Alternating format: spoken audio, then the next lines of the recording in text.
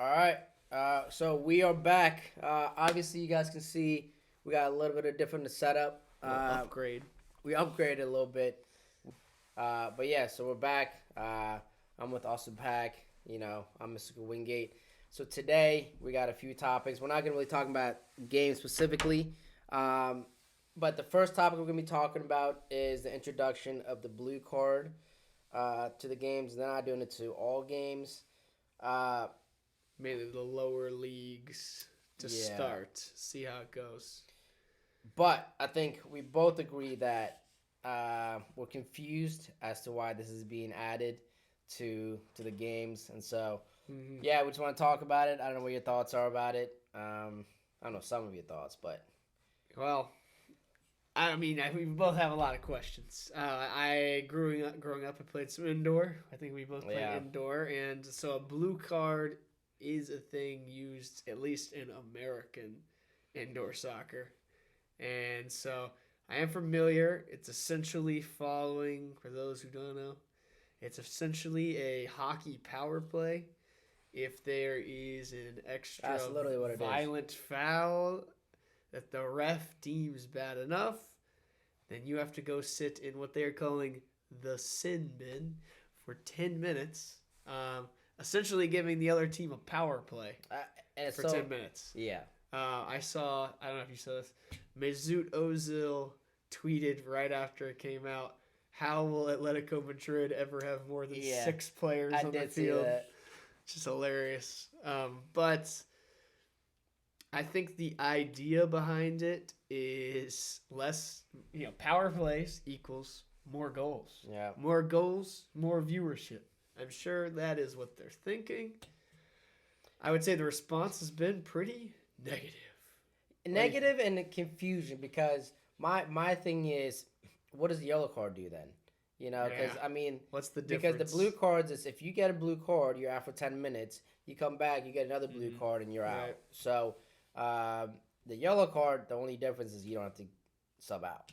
Well, yeah. Are they going to keep a yellow card? Is it the same thing as a yellow card, but we're just adding in the you have to sit out? We'll have to see once they start actually trying it. Yeah, I just don't know how. Can you get a yellow card where you don't get a blue card? Like, let's say I score a goal, I take off my shirt. Is that just a yellow because it's not violent? And I think that's the key. Or are they just going to say, sin bin? I honestly think it's all about. Well, I also saw it's about the dissent to the referees. Yeah, and how the referee views it, and is the foul deemed like violent, and this guy needs to get off the field, or is it taking off your shirt? I wouldn't. So then, like a tactical foul. Let's say you're like making a tactical foul, stop a break, and normally that'd be yellow. They're not. It doesn't even have to be violent, but it's a tactical foul, stopping a break. Are they gonna give that a blue card? And you're down. Now it's not that big good of a tactical foul because now you're gonna spend the next 10 minutes playing without somebody. What if you end up with 3 people out? On Wait, blue cards? that's another question. What if both teams? I mean, it can happen in hockey. Because it can happen in hockey, right? Yeah. A 4-on-4. I didn't think about that, because 7 guys can get yellow cards, but they're still on the field. Can 4 guys get a blue card and now you're down 4 men? I actually didn't think about that. I didn't think about that. It could happen. It could happen. It could be. That's a good I would question. say if I'm trying to look at it on a positive, it could be exciting. It's like you're watching a game, then all of a sudden, like your team's behind. All of a sudden, the other team has 2 guys thrown off the field for 10 minutes. For 10 minutes, your team is going to be on the attack. Even if you're like a lower team, if you can get the top teams to somehow be down a man. Well, it's like you ever played whether you're a player or as a coach, and you're doing a scrimmage, and you want the game to speed up, and every 30 seconds you take out a man. Yeah. And it gets down to just the goalkeepers. Could be exciting. I've done all the way to the goalies. I doubt that would ever happen. No, but What about one of those games? I mean, you see it happens in South American games all the time where 7-8 people start getting reds for a brawl. That's what I'm saying. Like, they're just gonna start throwing them instead. Like Sergio Ramos, up in the bro. sin bin. Sergio Ramos. Oh, he's Pepe. Yeah. Pepe's in the sin bin every game. Oh, Pepe and Sergio Ramos. Yeah. So who do you guys think? What do you guys would think would be the top 5 players? Be ultimate, just getting blue cards every game. I mean, Sergio Ramos has cooled down. Obviously, he's definitely He's cooled older down. now. He's an old guy. Pepe as well. Yeah, but back in their prime, You know who comes to mind right away? Huh. Christian Romero. He is for sure getting thrown in that sin bin. Well, but it's also like he is. Conor Gallagher also is definitely going in that sin bin at some point. I don't understand it because I'm mostly confused because if you get 2 blues, you're out. But if you get 2 yellows, you're out. So what's the? I don't know. I don't know what, because part of it is the reason you come up with these rules is for the protection of the players, right? So like, they're doing this so what? I mean, there's less violent tackles. There's 2 things they're trying. Like I said, I'm sure for somebody has figured in their mind more goals, more viewers. I'm sure, right? But obviously, they're really trying to crack down on the dissent stuff. Yeah. I mean, you see in a Prem game, especially this season with all. But anytime they bring new things into the game, it's typically a negative response. VAR, negative response when it first came in. Because everybody's like, "Oh, you're ruining the game of soccer. You're ruining all this." So VAR, you bring up a good point. When it first came out, there was a lot of bad press about it. Where do you think it's come since then? Yeah. Well, I would say, I would say this. In theory, VAR shouldn't be changing the game violently in the way it's played. Well, it can 5 minutes later coming back and get an offside call to be a this PK? Changes the game. If you're playing a 1-man up, 2-man up, that's a whole different game. I mean, it's like if you're watching a game and your team gets a red card, your team, if they've got the lead, I mean, it changes the game. But 10 minutes is a long time. 10 minutes is a long time. Like, if you lose your center back to a blue card and you're down for 10 minutes without him, well, here's the other thing. So you can't bring on somebody. You can. So you can. You can. So I saw this. So that, okay. You can't. Well, you still have to play a man down. But let's say. But you can bring if your goalie. What was it? If your goalie is the person who goes in the sin bin. So let's say they're the one who gets the blue card. Right. Then you have the choice. You either have to put a field player in goal, or you have to sub out that goalie and put in a new goalie. And then you throw one of your players in the sin bin. Which is crazy. But then the goalie that got a blue card can't come back in.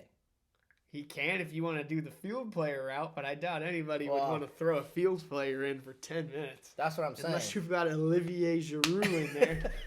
It's going to make some big stops. There's just a lot of questions. I think, obviously, they're not going to do this with big match games. They're not going to... They're only trying it out with, smaller leagues and see how that's going. They're not going to be doing it in the Champions League or, really the Prem. I can see the MLS throwing it in there for sure. 100% feels like an MLS type of rule, doesn't it? Just gets, definitely. I mean, I'm rocking the DC United jacket right now. I could see going to a DC United game. Lionel Messi is thrown in the sin bin. Oh. Imagine. But, I mean, I don't know. I think at the end of the day, like VAR, right? There's a lot of bad press. But now when you think about it, when VAR goes towards, like, for your team, everybody's hype.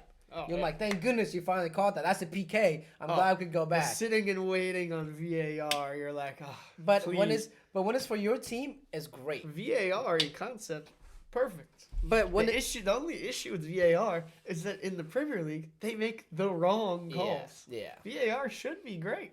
Yeah. You put me in VAR, I'm money. Yeah. I watch the broadcast. It's crazy. Gary Neville, he calls it right every time. Yeah. Somehow these refs who do all this training.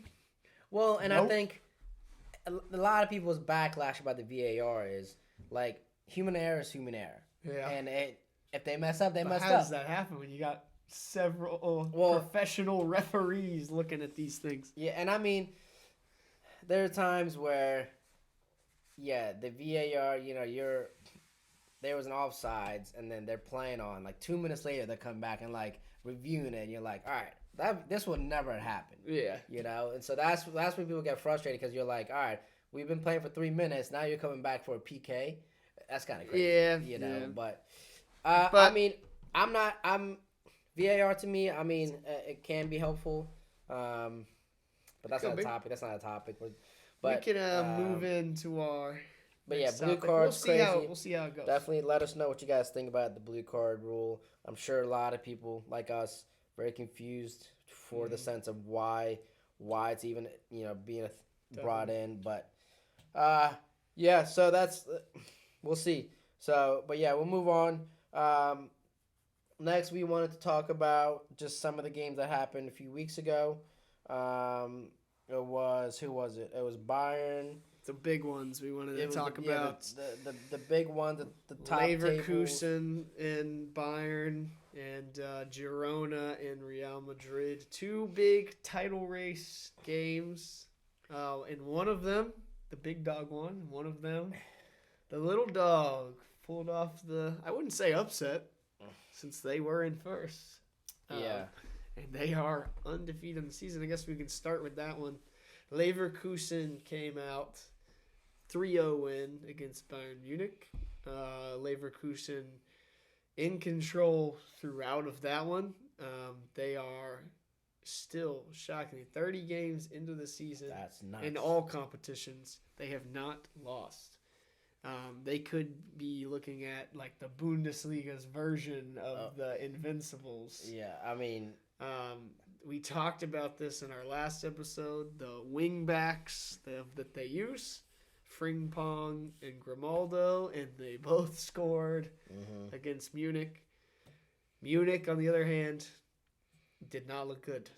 No, I mean, they had nine shots, 0 on target. Yep. Not able to get any touches for Harry Kane. Yeah. And, everybody after that game is clowning Harry Kane. Well, they've been clowning him. It's saying it's because of the trophy thing. He's going to come to the team who's won 11 in a row to get himself a trophy. Year, yeah. And now Leverkusen is deciding to go undefeated. And obviously, that's it's not on him. But it's all right. No, he's been fantastic. Eric Dyer also coming with him, playing center back with him. Well, it's not even I'd say Bayern Munich has been pretty good. No, I mean, horrible. Obviously the joke is just a running joke that, Harry Kane comes from Tottenham and. I mean, he's got the Spurs in him. He can't just get rid of the Spurs. Yeah. It sticks. And now Eric being with him, it also just makes it funnier. But yeah, so I mean and it's just the way that game ended, and just the way they scored the third goal. It was just. I mean, they're coming. They want the title. If I had to pick right now, I mean, I would definitely pick them. Did you see how they scored the third goal? I did. Yeah, I mean, it's just Pongs. Yeah, I mean, it was. The wrapping on the bow, and yeah, I mean, they just looked real good, and Bayern just was kind of fighting for their lives. And the criticism with Tuchel is I guess same with Chelsea, the lack of attacking flow. It's like a lot of back and forth, slow play. Yeah. That's what they struggled with, and obviously Leverkusen ate it up. We'll see if Bayern is affected in the Champions League. We talked about them as one of the top teams always. Still think they are. But they've got Lazio. Yeah, I mean, they're playing Lazio tomorrow. So they should. So I would still think Lazio. I mean, Lazio's sitting, 7th, 8th in their table. Yeah. I mean, again, I would still take I would really. Bayern I'm definitely taking Bayern. I would hope Bayern will win this game. Lazio hasn't been, performing as well, and so. Yeah, I mean Milan, but I mean Inter beat them pretty easily. But Inter is the top. They're a good team. The other big game, Real Madrid topping Girona. Girona, in this case, not able to replicate what Leverkusen did. They took a kind of a little bit of a wake up call for them, maybe. Definitely was a wake up call. I mean a 4-0 game is 4-0 game. Jude Bellingham, obviously. Maybe I don't 2 think goals. anyone in the Rodrigo world with a solo goal from Yeah. midfield. I mean, be could like, anyone in the world argue that he is the signing of the season? I mean, I don't know why if you you try. could, I mean, if you do argue that, well, you probably haven't watched a lot of him play because he has been spectacular. He's got 20 goals on the season as a midfielder. Obviously, he kind of ghosts into playing striker for them. But on top of that, I would give Ancelotti some credit because Real Madrid has been playing a lot of this season without any center backs just due to all the injuries. And they actually started with no center backs. They played with Chouameni and Carvajal as their 2 center backs. Which is a right back and a defensive mid. And still, I think, no shots on target, I think. And I feel like, I mean, that's kind of, what Chelsea's been dealing with, but in the other sense. But yeah, they're Chelsea making it happen. Chelsea just doesn't have the attacking portion. And it's not to say Real Madrid doesn't have the talent, so it's not like Ancelotti though still has had to make changes, and they don't really have a proper. They have Haselu, but a proper striker. Oh, they don't have like a. I mean, he's all right. I'm not saying he's a horrible player. Yeah, but he is not Real Madrid. He's a fill-in. Obviously, they want Mbappe. Yeah, I mean, he's not like a Benzema. No. No. So he is not Benzema. Girona, though, still a really impressive season. Very much so. Yeah. I think the whole world, the only thing I dislike is obviously they are owned by City. And we just saw that their best player, I mean, they have some Savio just got. Man City basically said, "Hey, we'll take him. He's been pretty good. And come on up." Yeah. It creates an interesting dynamic with these teams now starting to own multiple teams, where it almost feels like Girona is the minor league team. Yeah. That's kind of how I'm seeing it now. Is these teams are having these minor leagues where they can pull from. Yeah, it's like their go-to team, and I guess in theory it seems nice, but now that Girona is also a top team, nice. There's a rule that says the same owners can't own more than one team in the Champions League. Right. As of right now, and I don't think this will change with that one loss to Real Madrid. It's not a bad loss. They are going to make the Champions League for next season, which is going to be an interesting situation. They shouldn't be allowed to play. Yeah. Will they be allowed to play? My guess would be yes, because City gets away. If they got away with 115 breaches, what's one more thing? And I mean, and the conversation of Klopp leaving Liverpool and the question of Pep, are you gonna stay at Liverpool? And he's definitely said yes. I mean, one of his tweets was that he can sleep better now that Klopp is leaving. Yep. And so he's staying another year at City, and he said after that he'll evaluate what happens, but he's for sure. So that'd be interesting to see. Well, yeah, and we can say that there's a lot of talk with Klopp leaving, and if there's one marquee manager in the world right now who also formerly played for Liverpool, it is Xabi Alonso. Yep. I was listening to Jamie Carragher earlier today. He's very confident that he would come to Liverpool and he would be ready to go. Well, and I'm sure the English media is very confident of that. What do you? He has a good thing going. And I think. Do you think he'll want to stay and build something there, or will he want to go to Liverpool and explore that? And it's difficult because we think of Tuchel, who left Dortmund to come coach at Chelsea, and he had good success at Chelsea, and but it's tough because when your team is doing this good, I don't know how you would leave it. And I guess it's with the Premier League, it's put on prestige. It's the prestige of coaching, and as a manager, the decision of the pretty Premier League where it's one of the most popular and As a coach, that's where you want to end up. Yeah, we have this problem a lot though, where, say for example, even like when these lower teams they pull off these great seasons. Think Leicester, right? Mm-hmm. Leicester's in the championship right now, right? We want them to become a new top team. Yeah. But the way, I guess it really all comes down to money in the end. The way I guess it's the way the money and the power is structured. The top teams then fleece. Think about Leicester wins. Yeah. Right after Leicester win, you want them to you want to see teams be like, hey, we won the Premier League. Now we're a Champions League team. Let's try to build upon that. Obviously, N'Golo Kante leaves, goes to Chelsea. After that, Mahrez leaves, goes to City. Jamie Vardy obviously stayed, but the point is like these teams get over time.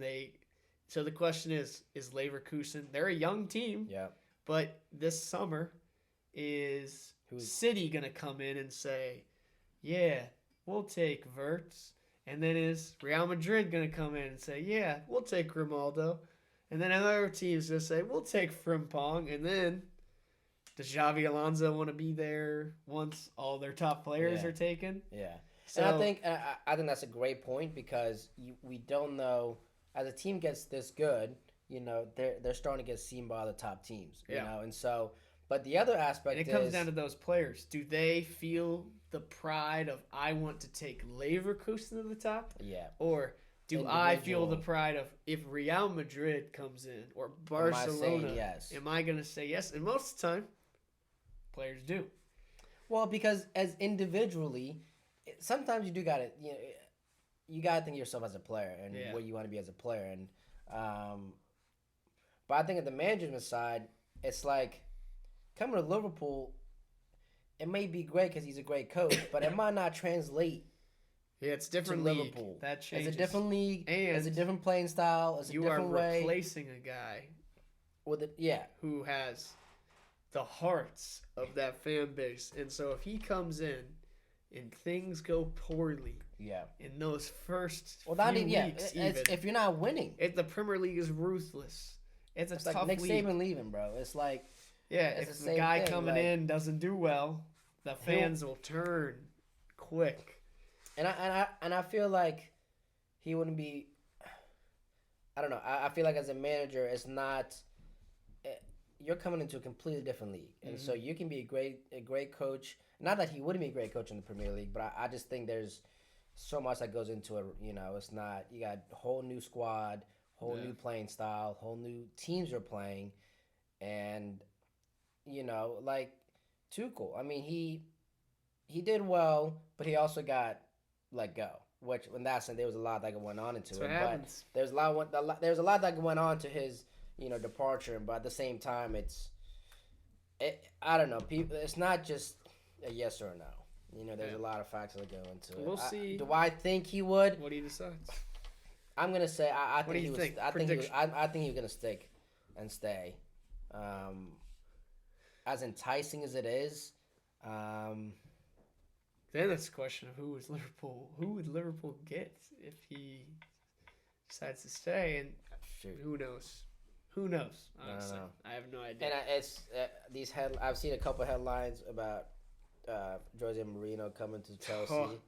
It could be Jose at Liverpool. Could you? Wouldn't that be crazy? Be insane. I honestly can't picture that. I can't either. It would be weird. I don't know how Jose feels like he might be a little crazy. I was gonna say he is crazy. Yeah. In the best way. I don't know. It could have been, and maybe it's just Roma's really not that talented of a team. But I question: is he a little? I mean, Roma's sitting in that fifth, sixth place right now, but is he a little past his prime in terms of the tactics he uses in the modern game? Mm-hmm. It's changed a lot since he was winning. Wasn't he? Was he what? He used wing bags. Was he now? Nah, he was he not the wing bags? No, you're thinking of Conte. Okay, yeah, okay. He won the Champions League with Porto. Yeah. That was where he came on the scene. He came to Chelsea, brought the crazy defense. Yeah. That's been the real mark of his teams, has been the defense. Always spectacular. But we can jump into talking about Chelsea. Yeah. Because, we like to just talk about them when they get back in the win column. We ditched it last time. But they came away with the 3-1 win at Palace. A tale of two halves. So the thing about Connor obviously saved us, right? Having 2 goals, and here's the thing about Conor Gallagher is he's not like, when it comes to like his technical skills, he's not great. You know, he doesn't have a lot of technical. He's a hard worker. That's for sure. That's for sure. I mean, he can pass all right, but the main thing is like he'll score when you need him. You know, and he is just got that dog. He is that. Sometimes he can be him. You know. He's a little bit of him. Sometimes, and can be. And he was him during Crystal Palace, and those 2 goals were huge. And I think, and for me, here's my thing is like, there's the argument of like, oh, all these Chelsea players want to leave. They don't really want to play for Chelsea. Nah. But that's not true. Like, you saw the passion that they had. The way they're celebrating, game. The way they're celebrating with the fans. You see Disasi jumping in the crowd with the fans. Yeah, like Nicholas Jackson. Well, this is stupid. I'll say that. But he got a yellow card because he ran off the bench and went to the crowd. Like, he ran across the field. I didn't see that. So he got a yellow card for that. But he shouldn't be doing that. I'm not gonna say that's smart because we don't want him to rack more yellow. He already got a suspension this season from yellow cards. But if you're a Chelsea fan or just a football fan, you're saying that all these players want to leave because they're doing so bad. That's just incorrect. And you saw it during the Crystal Palace game. There's the passion these guys have, and I think they do have some sort of, they do trust Pochettino, and obviously the. I think I heard Pochettino saying first half they didn't do anything. First half was boring, except the 1 goal. I think the big change was they got the outside backs higher and started getting Gusto more involved in and it was crossing. a good sub bringing on Nkunku. Yeah, definitely. And I just think the overall big thing, this is what I heard Pochettino saying at halftime. He was asking, was it tactical changes, or talking to him at full time. He said the main thing he's saying is they just need to play faster. Like the players taking too long on the ball. And you saw second half, the speed with which they were moving it, much better. It obviously took them a while to get that breakthrough. But it didn't take long to tie the game right away. Yeah. But I'll say Enzo starting to he's starting to find heat up. his confidence. Yeah. Cole Palmer continues to be him for sure. He had 2 assists, didn't he? He did 2 assists. He's up to 10 goals and 6 assists in 16 starts. Yeah. Won a game in the Premier League with Chelsea. Plus the goals he scored in the Cup. He has 20 goal involvements with Chelsea, and he actually scored 2 with City the season before he came. Yeah. So he's one of the top under 21 players in the world right now. That is all we've got for today. Thanks for tuning in. It's been Top Flight Banter. We out. Peace.